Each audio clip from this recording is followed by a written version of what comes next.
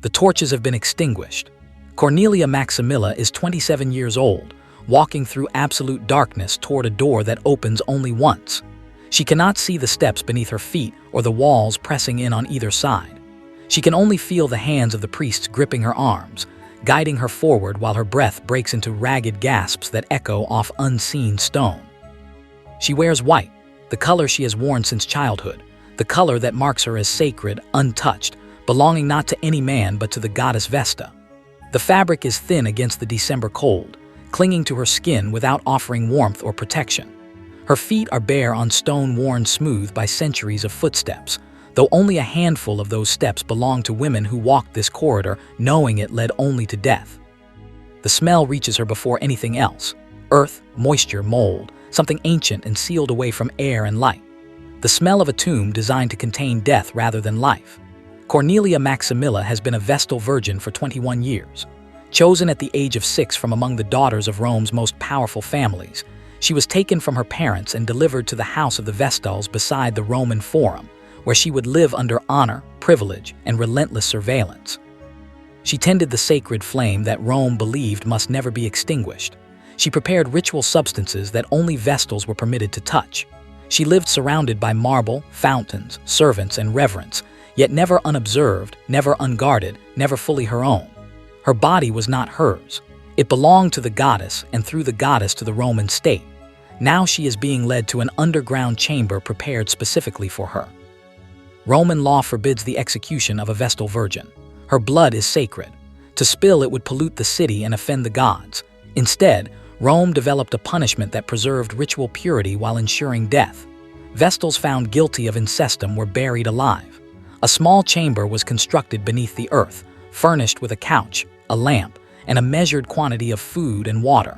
The legal fiction declared that Rome did not kill its sacred women. It merely removed them from the community and allowed the gods to decide their fate.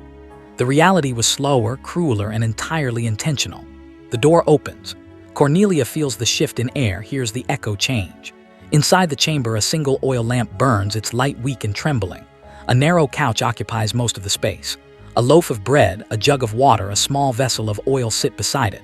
The ceiling is so low that she cannot stand upright. The walls press close, damp and cold. She stumbles over the threshold. "I am innocent," she whispers, her voice hoarse and broken. "I have never violated my vows." The priests do not respond. Innocence is no longer relevant. The verdict has already been rendered. The door closes. Stone meets stone. Earth is poured down. The sound is heavy and final, each thud sealing her further from the world of the living. Cornelia Maximilla sits on the couch in the dim light and waits. She understands that this is not about purity. It is about power. The Emperor Domitian needs a spectacle, a demonstration of moral authority, a public assertion that Rome's relationship with the gods remains intact despite military setbacks, political instability, and growing paranoia within the imperial court. A Vestal trial serves this purpose perfectly. It combines religious gravity, sexual scandal, and absolute terror. The chief Vestal virgin, the Virgo Maxima, is the most potent symbol available. By condemning her, the emperor demonstrates that no one is above judgment, that even Rome's most sacred women can be sacrificed for the supposed good of the state. Rome will bury Cornelia's truth with her body. The Vestal virgins were among the oldest institutions in Roman history, older than the Republic, older even than many of the myths that later Romans told about their origins. According to tradition, Rome itself was born of a Vestal virgin, Rhea Silvia, impregnated by the god Mars. From the beginning, the institution carried a tension between purity and violation, reverence and fear. The Vestals tended the flame of Vesta, goddess of the hearth. This fire was believed to be the heart of the city, the symbol of Rome's continuity and divine favor. If it went out, disaster would follow. Wars would be lost. Plagues would spread. The gods would withdraw their protection. This belief was not metaphorical. Romans believed it absolutely. 6 Vestals served at any given time. When a vacancy occurred, the Pontifex Maximus selected a replacement from girls aged 6 to 10. They had to be physically flawless, freeborn with both parents alive, drawn from families of good reputation. Once selected, a girl ceased to belong to her family. She was removed from her father's authority and placed under the control of the priesthood. The privileges granted to Vestals were extraordinary. They were legally independent, could own property, make contracts, write wills, and dispose of their wealth as they chose. They were supported by the state and honored in public ceremonies. Their persons were inviolable. To harm a Vestal was a capital crime. Even condemned criminals could be pardoned by encountering one in the street. In a society where women were otherwise defined by male authority, Vestals possessed a rare and remarkable freedom. But that freedom came at a cost so absolute that it shaped every moment of their existence. 30 years of enforced virginity, 30 years of constant observation, 30 years in which even the appearance of impropriety could be fatal. Virginity in Roman understanding was not merely physical. It was legal, spiritual, symbolic. A Vestal was required to remain untouched, uncorrupted, unsullied by any intimate association with men. Rumors alone could trigger investigation. The crime of incestum was not a private failing. It was a public catastrophe, a pollution that threatened the entire city. Because the Vestals embodied Rome's relationship with the gods, their corruption endangered everyone. The punishment reflected this belief. A Vestal could not be executed, so she was removed from the community entirely, sealed underground, alive, erased. The trial process was religious rather than legal. Ordinary rules of evidence did not apply. Testimony extracted under torture was acceptable. Slaves could testify in exchange for freedom. The accused had little opportunity to defend herself. The judges were priests, not jurists, and they were guided as much by political necessity as by religious doctrine. The Pontifex Maximus presided over these trials, and under the empire that office was held by the emperor himself. This meant that Vestal trials were never purely religious events. They were instruments of power. Vestal trials clustered during times of crisis. When emperors felt insecure, Vestals died. Cornelia Maximilla became Virgo Maxima during Domitian's reign. By the late 80s AD, Domitian's rule was marked by increasing paranoia, strained relations with the Senate, and a desire to assert moral and religious authority.